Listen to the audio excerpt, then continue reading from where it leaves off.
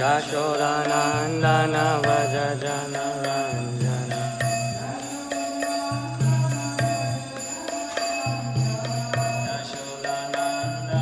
Vrajajana Ranjana Yamuna Tira Vanachari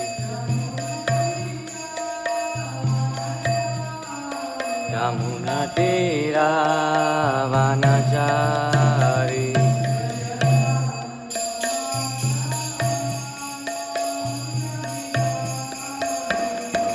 Radha Madhava Kunja Vihari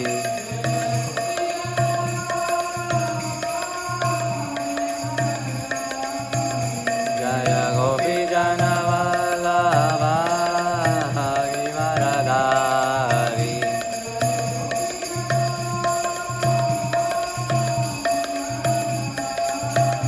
Jaya Gopi Jana Vallabha Givaradhari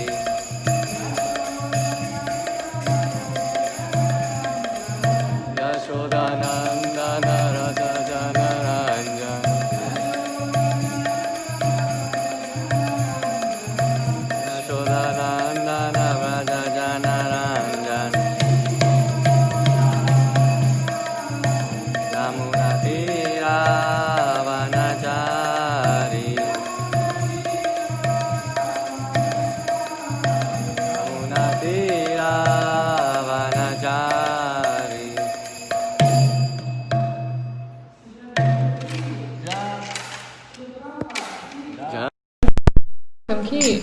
Some kind of special mercy. This garland came right from the fridge, which is so nice. Oh, Jai, thank you so much. Oh, I found a new place. Look. Okay. We're reading from 6th canto of Śhrīmad-Bhāgavatam. First canto of Śhrīmad-Bhāgavatam. Let's just pronounce prayers for better understanding. Om Namo Bhagavate Vasudevaya. Om Namo Bhagavate Vasudevaya.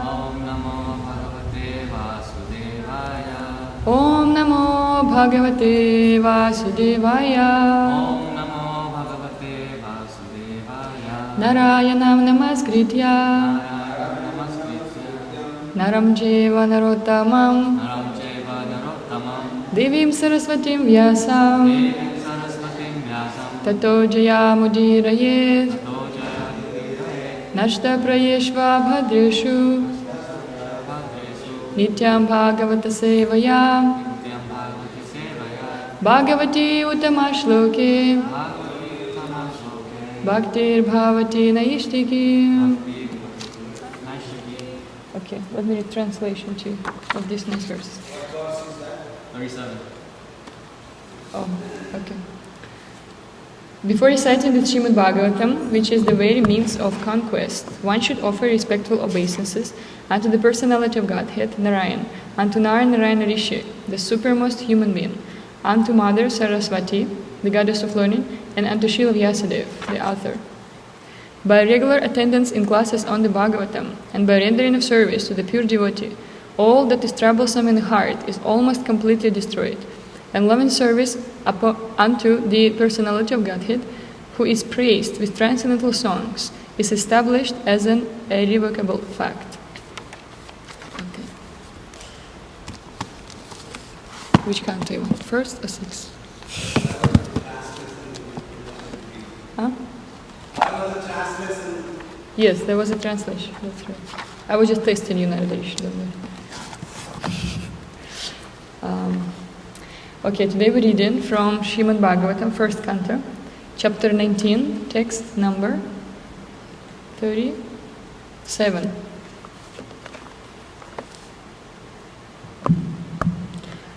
Ata prichami samsiddhim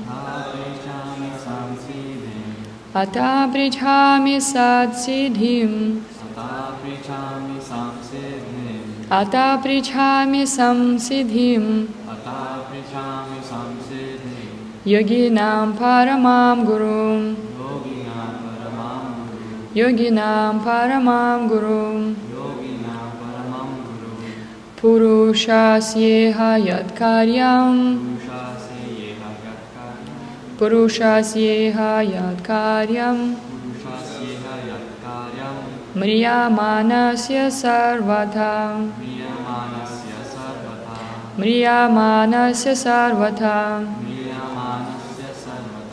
Ata prichami samsiddhim Yoginam paramam gurum Purushasyeha yat karyam Mriyamanasya sarvata. Can you chant? Ata prichami samsiddhim Yoginam paramam gurum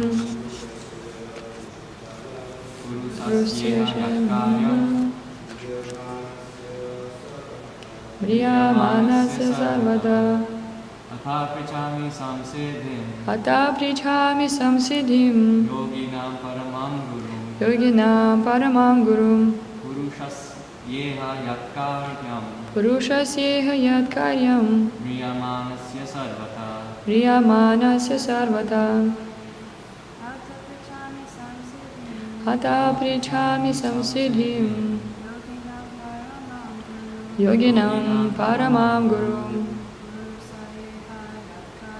Purushasyeha yat karyam Mriyamanasya sarvata. Anybody else? Ata, therefore, prichami, beg to inquire, samsiddhim, the way of perfection, yoginam, of the saints, paramam, the supreme, gurum, the spiritual master, purushasya, of a person, iha, in this life, yat, whatever, karyat, duty, karyam, duty, mriyamanasya, of one who is going to die, sarvatha, in every way. If I want to say in Sanskrit of a person, what would I say?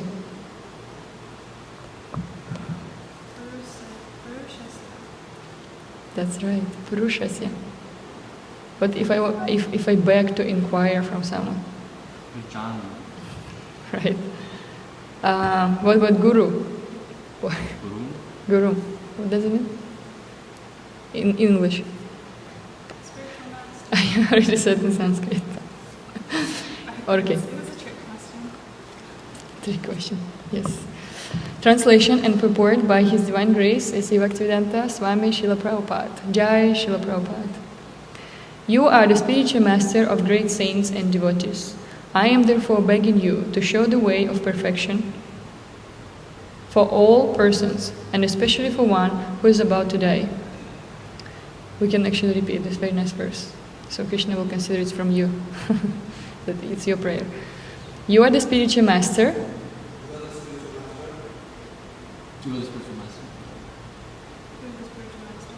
Of great saints and devotees. I am therefore begging you to show the way of perfection for all persons, and especially for one who is about to die. Purport. Unless one is perfectly anxious to inquire about the way of perfection, there is no necessity of approaching a spiritual master. A spiritual master is not a kind of decoration for a householder. Generally, a fashionable materialist engages in a so-called spiritual master without any profit. The pseudo-spiritual master flatters the so-called disciple, and thereby both the master and his word go to the hell without a doubt.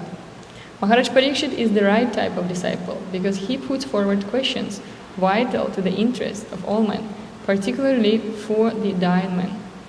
The question put forward by Maharaj Parikshit is the basic principle of the complete thesis of Śhrīmad-Bhāgavatam.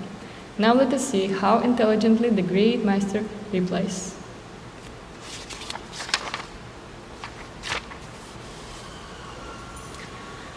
Om Ajnana-timirandasya Gyananjana Shalakaya Chakshurun Miritam Gyena Tasmai Shri Gurave Namaha Shri Chaitanya Manobhistam Stapitam Yena Bhutale Swayam Rupa Kadamayam Dadate Swapadantikam Vandeham Shri Guru Shri Yuta Padakamalam Shri Gurun Vaishnavamsha Shri Rupam Sagrajatam Sahagana Ragunatam Vitam Tam Sajivam Sadvaitam Savadutam Parijana Sahitam Krishna Chaitanya Devam Shri Radha Krishna Padam Sahagana Lalita Shri Vishakam Vitamsha He Krishna Karuna Sindhu Dinabandhu Jagatpate Gopesha Gopika Kanta Radha Kanta Namostute Tapta Kanchana Gaurangi Radhe Vrindavaneshwari Vrishabhanu Sute Devi Pranamami Hari Priye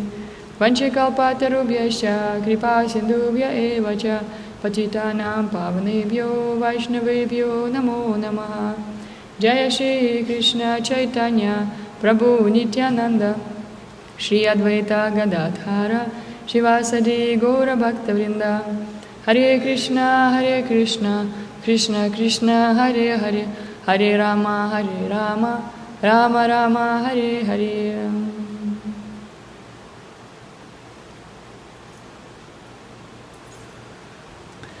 First of all, I would like to ask for blessings from all the present devotees here.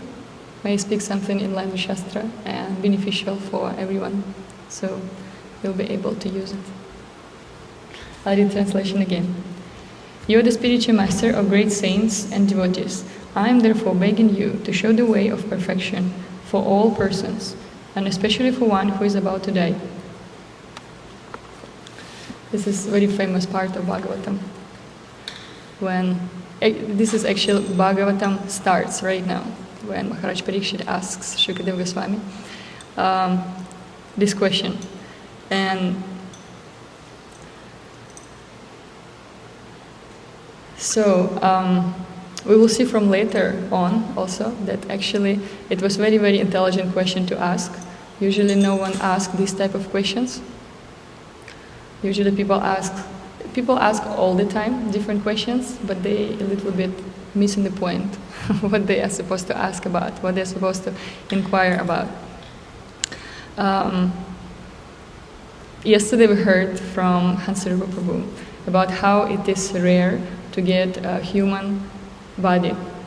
And also we happened to read yesterday in the 6th canto, I'll read it too.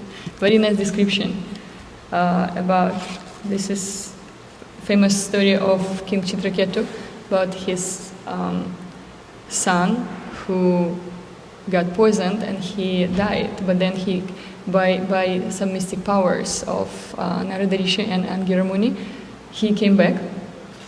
And that's what he's saying to his father, right? He basically saying that, I'll just read it to you.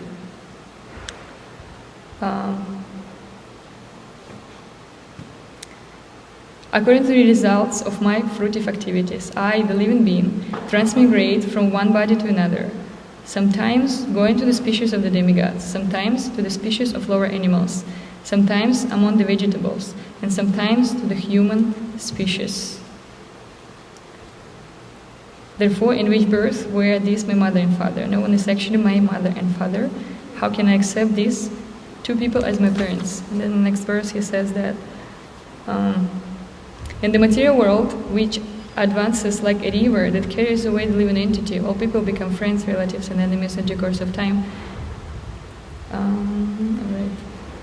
So they're permanently related.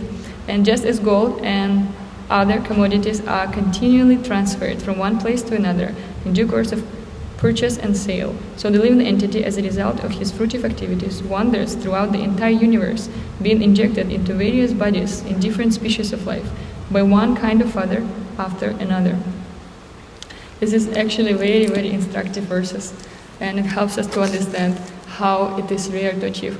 I heard in one lecture that we have 8,400,000 species of life, and human beings out of all of them. So it's all species of life, all different grass, aquatics, thousands of different aquatics, human beings, animals, birds, insects, and out of all of these human beings, I don't remember exactly how many, but maybe only like 20%. Huh? 400,000. How many percent is this? Everyone will tell us later. So it's a very small amount out of 8,400,000 species of life. And how many? 4.7. 400,000. Only 4.7% living entities, human beings. And the rest is all different species of life, which we're going through. And it's really interesting that it says in these verses from 6th canto that we don't have a choice. We cannot really, we just wander around the universe, right? And we don't have a choice where you want to go. You know, you can just by your fruitive activities, whatever you did, by your past karma, you get embodied according to your desires. And through you can go through demigods, different kind of species, and by the mercy of devotee, Srila Prabhupada says in the purport that if one fortunate enough to get in contact with devotee, he will come to, so he won't wait till this human birth, because usually, well, it's like a cycle. At some point you will get to the human body, but it's a lot. It's 96%, 95% of different species. I think it's quite amazing. And yeah, and then by the mercy of a devotee, when you can be ant in your past life, and then somebody kills you by accident, but then he puts on the lotus feet of Krishna, and then the next life probably you will get human form of body, right? And then it's very important when you're a human being to follow the rules. And what kind of rules? There is we know that Śhrīmad-Bhāgavatam, it's actually a really huge commentary on, what is this called? No? 1 second.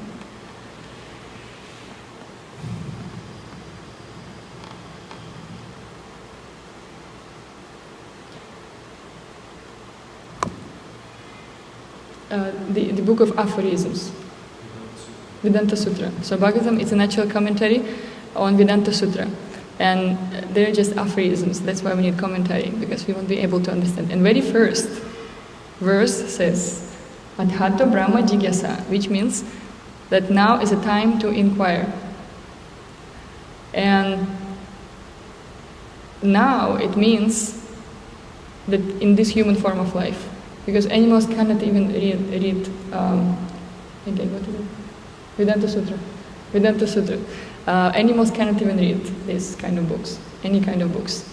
And they're not able to chant. And so this is for human being. And we see that we have to ask intelligent questions. This is what Shukadeva Goswami will tell Maharaj Parikshit, that your questions is very, very, very intelligent. Why? Because it's not only about yourself, but it's meant for everyone's benefit. Sometimes we see that in different lectures, it's a common practice to ask questions after a lecture. It's quite common, usually. And like when you see different lectures, you see that these questions sometimes asked by really senior devotees, and very simple questions. But we're not supposed to think that these people don't know. They just ask for our benefit, because we might don't have questions for now, or we have, but for some reason we cannot ask.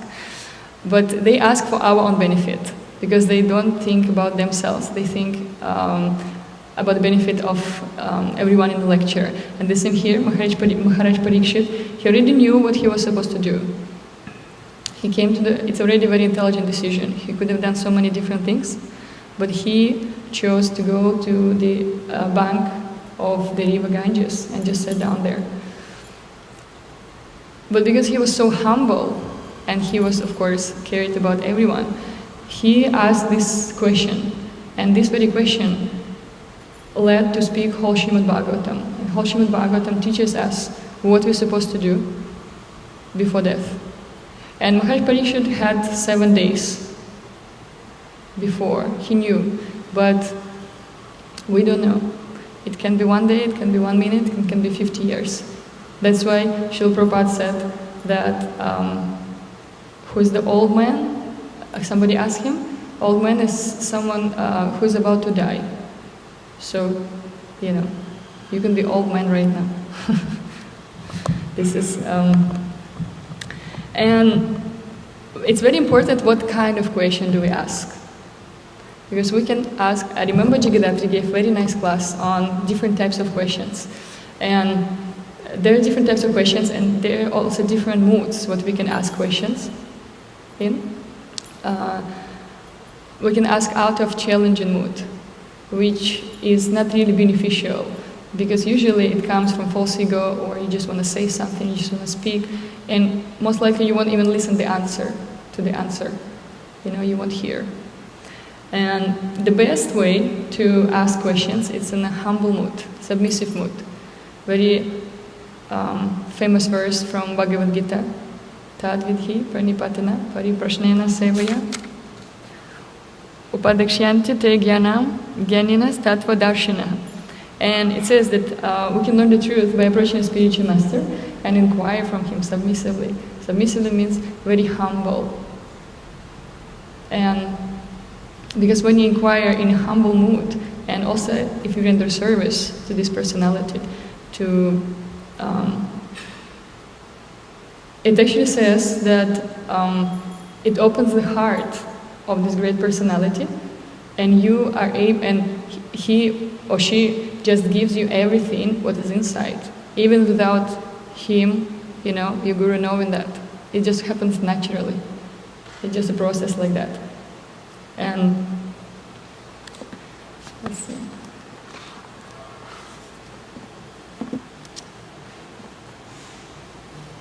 And also, His Grace Vaisheshika Prabhu says a very interesting thing about questions. He says that actually question mark is the most important punctuation sign. Why? Because we usually use it on book distribution a lot. We ask different questions from people. Why we do that? Because the one who asks the questions, he or she leads conversation. Right? You kind of become a little bit, controller. But it's very important, to ask right questions. And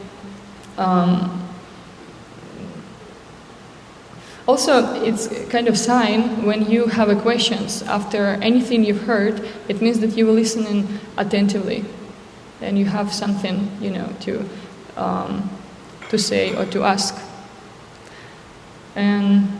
But also we can actually. And it also says that the bigger questions you ask, the bigger answers you will get. So it's really actually amazing, because we're not supposed to be afraid of different questions what we have in our mind. We just have to put them in a very, very nice way. It's okay. In a very intelligent way.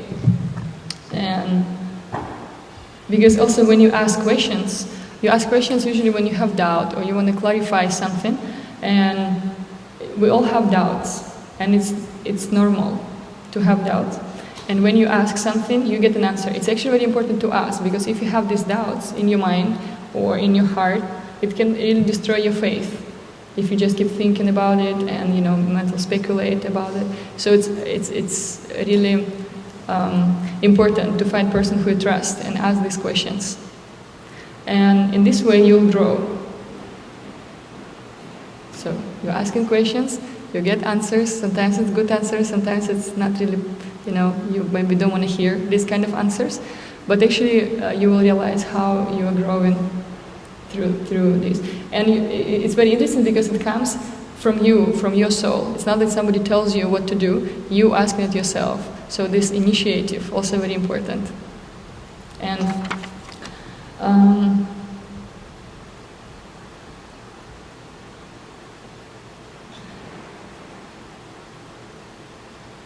questions actually very powerful, because when you ask something, you start thinking about it, and you can, of course, we have to ask questions of our seniors, of our gurus, of our mentors, but also it's very important to ask yourself. In one of classes before, I said that it's very important to know why you're doing something. So these questions, sometimes we avoid them. We just keep going. I have no time. You start thinking about it, let me write it down something. And then oh, you know what, I have no time, let me think about it later. And you just keep going, but when you actually ask yourself about why you do some kind of service or what's intention behind any action you do, it becomes really real. So, and you become more aware of what you're doing and why you do it. So it's very important. And also it's we have to ask ourselves right questions also. In one of the classes of my Guru Maharaj, he gives these talks in corporates, so it's very mellow topics on meditation. And once he gave these very nice 3 questions what we can ask ourselves. Yes, Bharatap knows, I told him. That when something happens to us, any kind of situation, it's not for everyone, but it's very common, speaking for myself, it's very easy to put yourself in this position of victim. And then you start asking, Krishna, why are you doing this to me? It's all questions, right? Or, why did that happen to me? And the point is you're still thinking about yourself. And so we hear from here that the best questions to ask, even to yourself, it's about, how you can thinking about, have this mood to benefit all the people around you. That's why when, for example, this question comes to you, why is it happening to me? You can actually exchange this question and approach it in a different mood. It's actually a mood of a student, not a victim, but of a student. And you can ask yourself, instead of that question, what's the lesson in this? And it completely changes the situation. It even changes your mood, because you don't see yourself as a victim, that, somebody punishes you, something like that, but somebody tries to teach you. Well, Krishna tries to teach you, giving you these different situations in life. And another question, which I've noticed, from my own example, which can bring kind of lamentation when you think about something a lot. You start procrastinating, and you think about one thought, another thought, and you end up kind of doing nothing.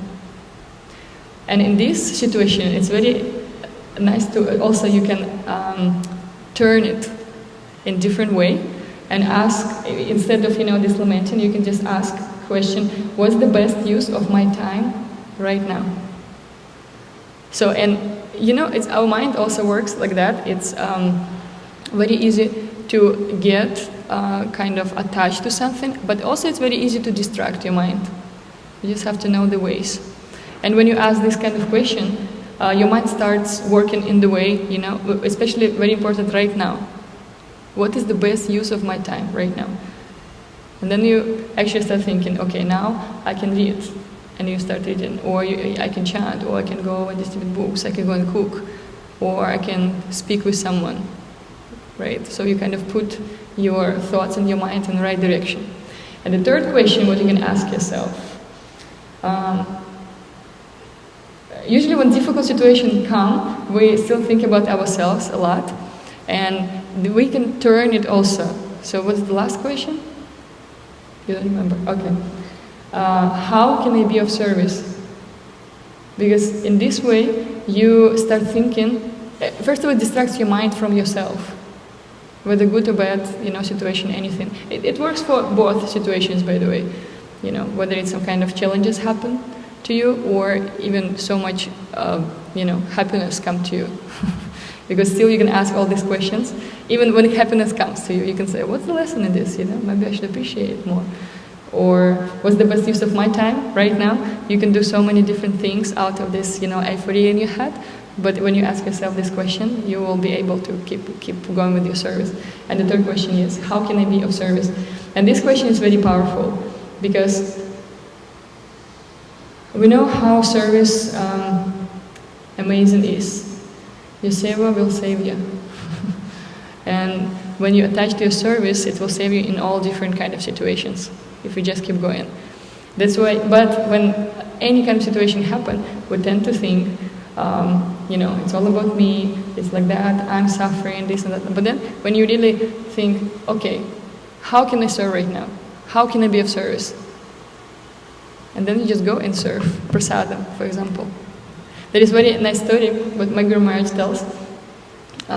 When he was young, one day he was very, very hungry, and he ran first to the prasadam hall, but there was no one to serve. And then there was just a few people like, oh Prabhu, you came to serve. And he's like, yes, even though he was extremely hungry. And then he said that, as soon as I really accepted it, that, yes, I'm just going to serve right now, all my hunger went away. And he was very happy and satisfied and nourished by this service. So it's actually many things going on in our mind. Yeah, many things are going on in our mind. And we have to know how to distract our mind in a good way.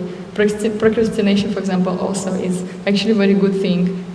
If your mind tells you to do something, maybe not exactly wrong, but not supposed to do that, you can also procrastinate on that. Like, yeah, I'll do it later. Don't worry, 5 minutes. Let's just read this first, and then we'll do it. Or let's just finish the rounds, and we'll do it. Oh, let's go and book distribution, they'll do it. And then you completely forget about any kind of bad thoughts you had. Yes, like that. So,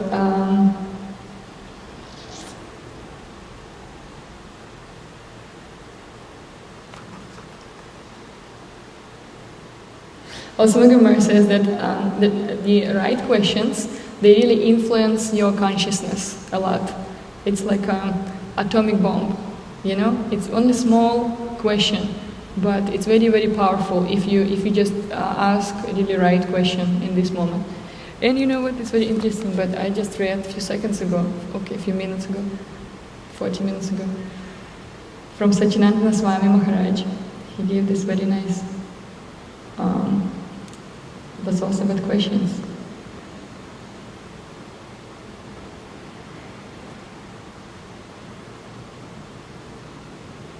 Yeah, he's basically talking about that, if you imagine if everything gone from you, your job, your clothes, your various relationships, your name and achievements, your possessions, everything gone, what would stay with you? And something will stay, for sure. And then he says that, actually, this is a time when you can ask question, who am I? When everything that is not me is taken away. And what he says, let the answer come to you. So we have to really inquire and just wait for that, just in really prayerful mood. And answers always come, whether through people, through devotees, or through books, or through Even through chanting, there's different realization come. Where they coming from? From Krishna. Because someone really listens to you. We meet many people who say that, I was just thinking about Bhagavad Gita today. And then, they meet book distributors. Yeah, it's really amazing because everything is answered. All the prayers and all the questions. And the best thing, if you put your question in a prayer, this will be the best. Krishna will answer. So, let us be humble in our increase and render service to the devotees, distract our mind from negative thoughts, and ask intelligent questions. Let's hear. Any questions? What you learned? That I have to ask questions.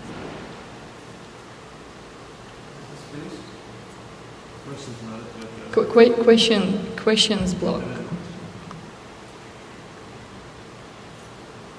Questions or reflections, that's fine. I'll make it easier for you. Yes, Narada Rishi Prabhu. First thing, today you're very soft. Oh. Second thing, if you go to Mayapur, you will see many species of human beings. You have to observe. From some island, there will be one person, you have to have a interaction, you can understand the language, way of thinking, way of talking, everything is different. And they take Krishna consciousness differently as we do, so like that. So I have seen Australian Aborigine, I have seen from African Aborigine, I have seen so many varieties of people, many times you see many species. Otherwise you have to travel around 400 to find out 400,000 species of human beings. If we go to Africa itself, there's one lane, across the street, there's one species, then next, there's another species. Yeah, this is amazing. Even when you go to the park, there's so many, even different types of birds, so many. Yeah. Each has a soul. Anything else? I guess that reflection. Sometimes when I have questions, instead of asking people, I just get the answers. Yeah, I this don't is. like asking too many questions. Yes, but you see, like I mentioned in the beginning, right, of class, that sometimes we ask not for our own benefit. You might know so many things. I mean, of course, you know so many things, but people might not know around you, or even how it works. Also, people can relate a lot when they hear somebody else's experience.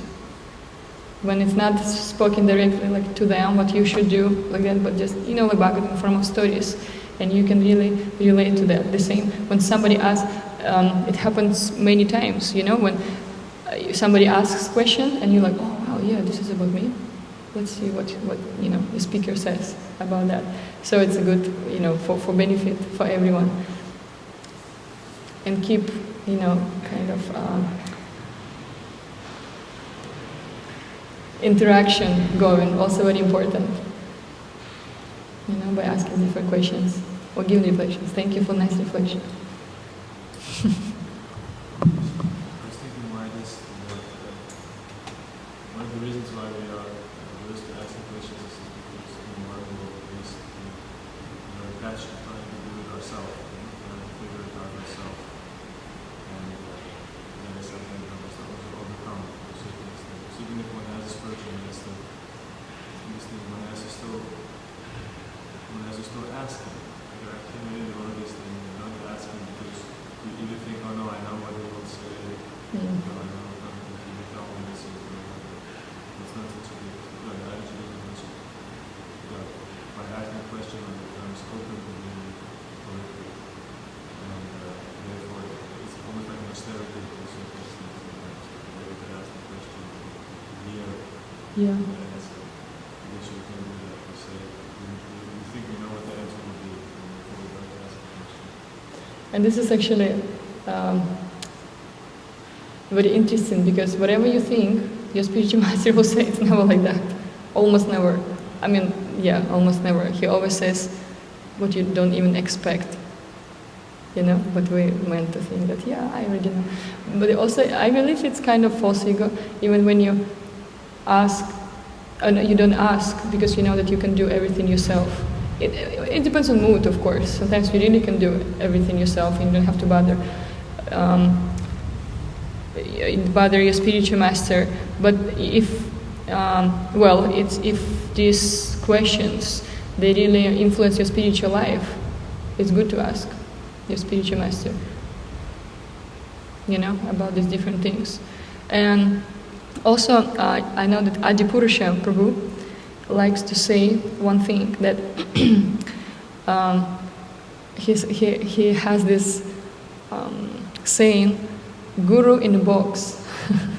So, Guru in a box, it means, it's like Srila Prabhupada expresses himself here, that the spiritual master is not kind of decoration for a householder. Generally, a fashionable materialist engages a so-called spiritual master without any profit. So, you know, it's kind of like attitude when, yeah, I have a guru, you know, but kind of, you know, I have, yeah, sometimes I ask a question. It's not like your first priority, you know, to follow his order. So he says a guru in a box. When, you know, you kind of need something, right? You're like, oh, open the box. Oh, Hare Krishna, Guru Maharaj. And then you close the box. And then you don't need him anymore. So it doesn't work like that, really, in your life.